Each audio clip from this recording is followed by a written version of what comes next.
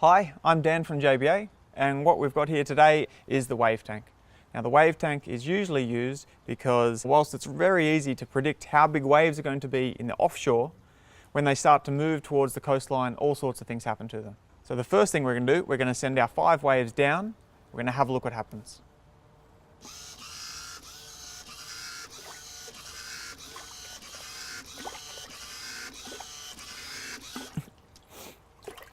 And what we saw is that even though the waves were breaking, there was still enough energy for them to roll up over the dunes, in this case fill up our reservoir. But in real life that would have meant that any houses or properties or communities behind the defence would have been completely flooded.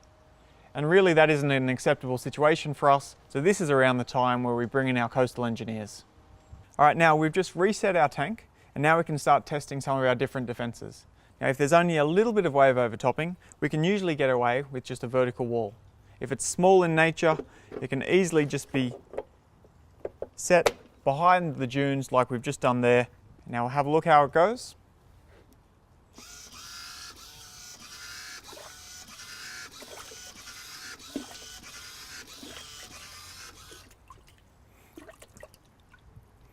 Now we did get still some overtopping, but it was a lot less than before.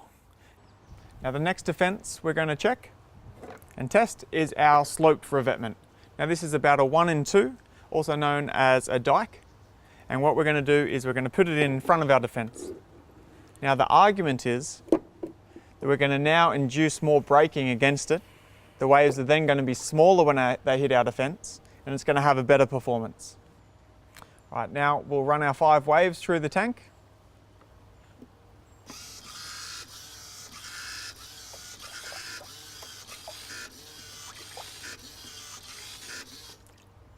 And what we've actually seen there is by putting the slope in front of the structure, we've actually made the overtopping worse.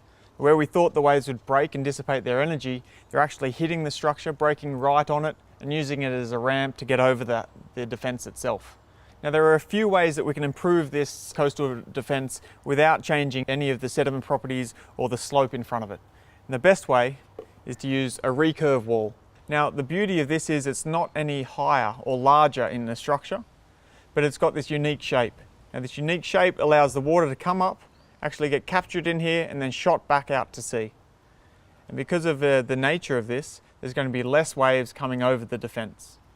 Now we can show this by simply removing our vertical wall and clipping in our recurve. Now what we're going to do now is run our 5 waves again and see if there's any difference.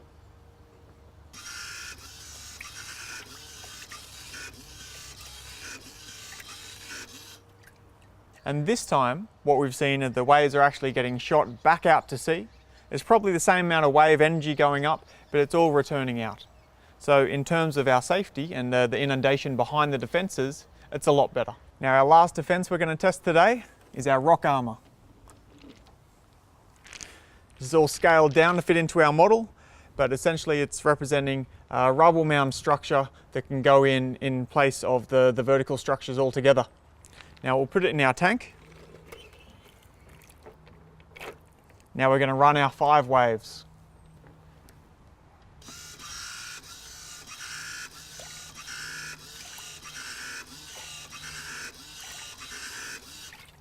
And what we've found is actually the rock armour is a really good defence.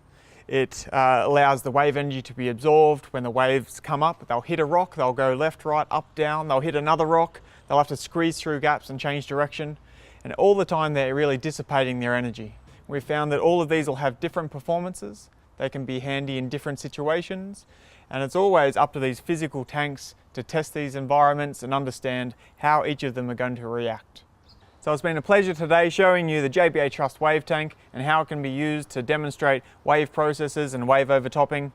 And if you want to see the tank in person or for any more information, just get in touch with us via our website.